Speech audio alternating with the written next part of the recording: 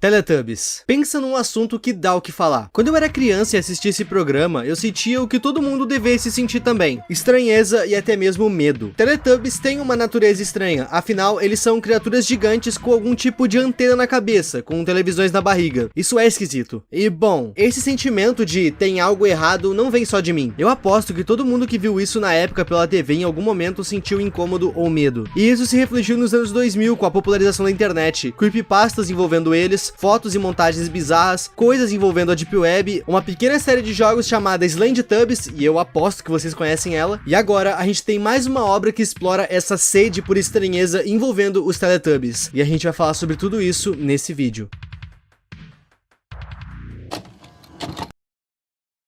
Antes da gente falar de Eldertubbies, eu acho que seria interessante a gente citar o seu criador, Junior's Drawing. As artes que esse cara faz são bem fora da curva. Os desenhos desse cara lembram um pouco a representação dos anjos da Bíblia, ou até mesmo alguns quadros que ilustram o folclore de alguns países. O diferencial é que esse cara sempre pega coisas da cultura pop pra usar de referência pros seus quadros. Tipo, esse quadro do Pac-Man, ou então a ideia inteira do Eldertubbies. Mas agora, a pergunta que não quer calar. Eldertubbies tem lore? Tem, só que essa lore é aquele famoso trabalho de escola que cada um leva a sua parte e a gente junta no final, sabe? Pensa numa coisa confusa e longa. Mas uma coisa que vocês precisam saber é: Eldertubbies não muda em nada os aspectos dos Teletubbies reais. Afinal, os Teletubbies são bizarros de natureza. Eles vivem num local isolado. Em todas as manhãs, uma criatura radiante determina quando o dia se inicia e quando o mesmo acaba. E um dos únicos, se não o único ser fora os Teletubbies que existe nesse universo é o Nunu, uma criatura que caça e come restos e vestígios do que um dia foi algo. Tá, eu fui um pouco longe, é óbvio que essa não é a descrição que o programa dá pra gente, mas me diga uma coisa, eu errei em algo que eu disse? O Sol é vivo, ele tem o rosto de um bebê gigante nele. Depois que ele nasce, ele fica lá em cima, vigiando tudo que tá acontecendo. Os Teletubbies são essas coisas aí, e eles realmente têm o Nunu, que é um aspirador de pó.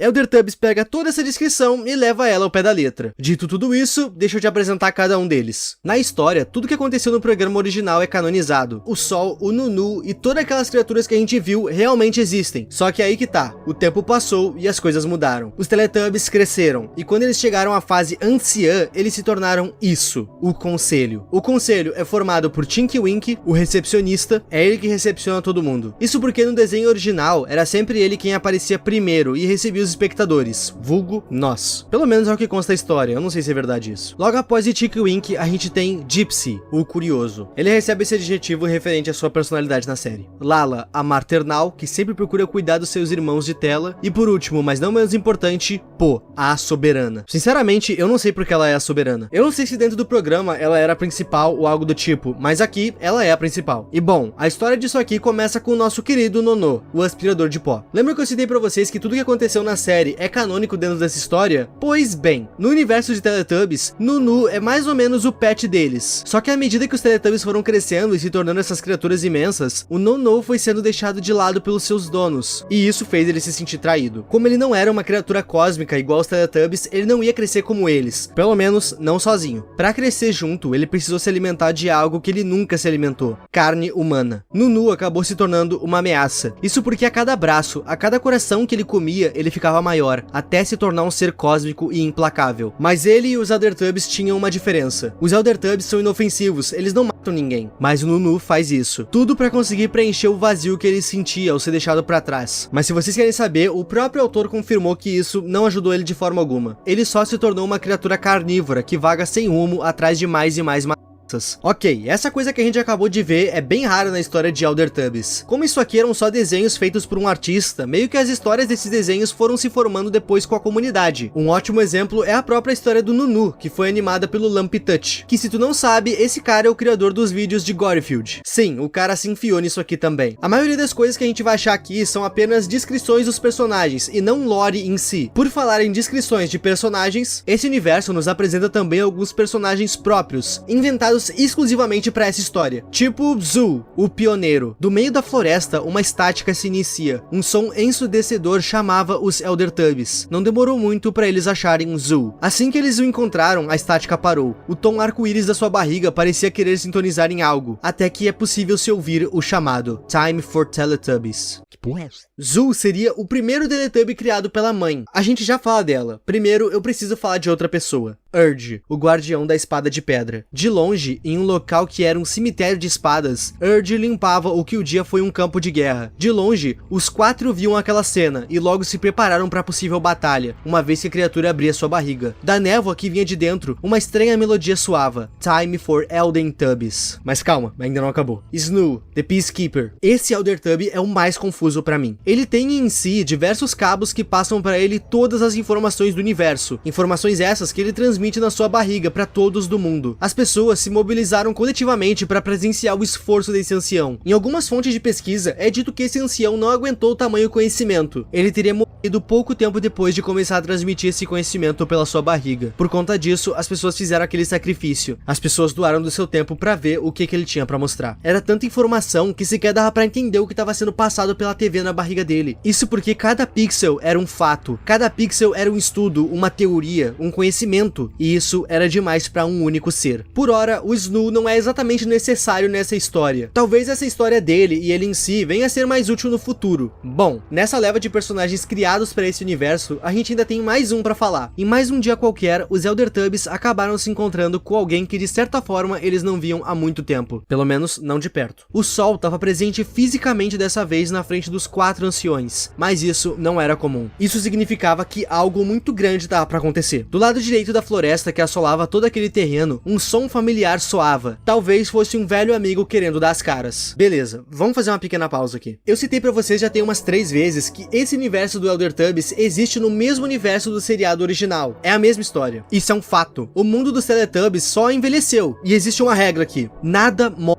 As coisas só envelhecem a ponto de virarem anciãs. Ou porque isso é da natureza dela, ou porque essa coisa buscou por isso. Dito isso, o sol existe. Que eu lembre, em Teletubbies a gente só presenciava o dia. A gente nunca viu a noite nesse desenho. Podem me corrigir se eu tiver errado. Só que mesmo a gente não vendo a noite, ela tem que existir. Tanto que o desenho começa justamente no nascer do sol. Então precisa existir uma noite. Tem que existir uma lua. As pessoas que estão criando essa história do Elder Tubbies não se esqueceram desse fato. O choro que ecoava a floresta onde os Elder Tubbies estavam era o choro de um bebê. Só que não era o bebê sol. Era um outro bebê. Meus amigos, contemplem a lua, a irmã gêmea do sol. Ambos envelheceram. E assim como os Teletubbies, se tornaram anciões. Dentro do programa, eles nunca se encontraram porque isso não é algo comum. O encontro dos dois só pode simbolizar duas coisas. Uma terrível catástrofe ocasionada pela colisão dos dois, ou a aparição de uma outra entidade. Assim como os Elder Tubbies foram atraídos pelo som ensurdecedor da Azul, assim como os espectadores foram atraídos pela frequência da Snoo, a junção do Sol e a Lua criaram um lindo eclipse visível por todo o universo. Eclipse esse que queria atrair a presença da Mãe Void, a criadora de tudo. Essa criatura que criou os Teletubbies, os Elden Tubbies e os Elder Tubbies. Tudo com o único propósito de cuidar de nós, os telespectadores. O seu chamado não foi em vão. Guerras aconteceram e estão para acontecer. O conhecimento não é mais uma dádiva, uma vez que um de seus filhos morreu tentando trazer ele pro resto da humanidade. Os seus filhos restantes precisam de ajuda. A Mãe Void concedeu um de seus vácuos para que ele engolisse qualquer dor, sofrimento, guerras, fome ou medo. Só que o vácuo que ela liberou acabou engolindo tudo. A única coisa que sobrou foi o silêncio ensurdecedor do universo um dia habitado. Apesar disso, todos os Elden e Elder Tubbies estavam em paz de novo. Mas e quanto à humanidade? A Mãe Void não podia deixar as coisas desse jeito. E por ser a criadora de tudo, ela tira de si uma faísca, uma luz na escuridão. Ela entrega à humanidade esperança novamente. Ela dá essa esperança para os bebês Lua e Sol, que recusam. Eles não querem tamanha responsabilidade. Com isso, sobram os Elder Tubbies, que também recusam a esperança. A esperança termina caindo na mão do espectador, você. Você agora tem o dever de utilizar essa esperança para o bem. Esperança essa que é nada mais nada menos que uma pelúcia, que se tu quiser tu pode comprar no link que tem aí na descrição. Mentira, não pode, ela já esgotou. Não é meme. É, gente, é broxante. Dá pra se dizer que Elder Tubbies é uma história feita pra vender ursinho. Isso porque toda essa lore que a Mãe Void liberou a esperança pra humanidade não existe, fui eu que inventei. A história trata essa luz realmente como só uma pelúcia dada de presente pela Mãe Void. Sendo sincero, eu acredito que tudo isso que a gente viu é só um aperitivo do que ainda vai vir. Eu acredito que eles têm usado da popularidade que essa história teve pra arrecadar dinheiro. Eles arrecadariam dinheiro através da venda dessa pelúcia. Não é meme, eles realmente vendem essa pelúcia. O site vai estar aí na descrição caso vocês queiram ver. No caso, o dinheiro arrecadado com essa pelúcia seria convertido na confecção da série. Eu adicionei muita coisa aqui para que a história fizesse sentido e esse vídeo não parecesse só um vídeo que te deixa com mais perguntas do que respostas, como eu vi vários canais fazendo por aí. Eu avisei que teriam mudanças narrativas na história no começo desse vídeo, e apesar dessa história ter um final meio ruim, eu espero ter conseguido salvar renovar ela um pouco e também espero que tu tenha gostado. Lembrando, não levem isso aqui como uma história final. Isso aqui claramente é uma arrecadação de dinheiro pra algo que vai surgir. Não deem hate nos criadores, porque eu garanto que algo maior tá por vir. Eu só fiz esse vídeo porque vocês me pediram muito nos comentários, porque eu particularmente não gosto de horror cósmico. Mas como eu pude deixar a minha imaginação fluir na construção desse roteiro, fluir de um jeito que eu nunca deixei, eu praticamente reescrevi a história, eu gostei muito de fazer esse vídeo. Muito obrigado aos membros e a tu que tá vendo esse vídeo até aqui. O meu nome é Ipe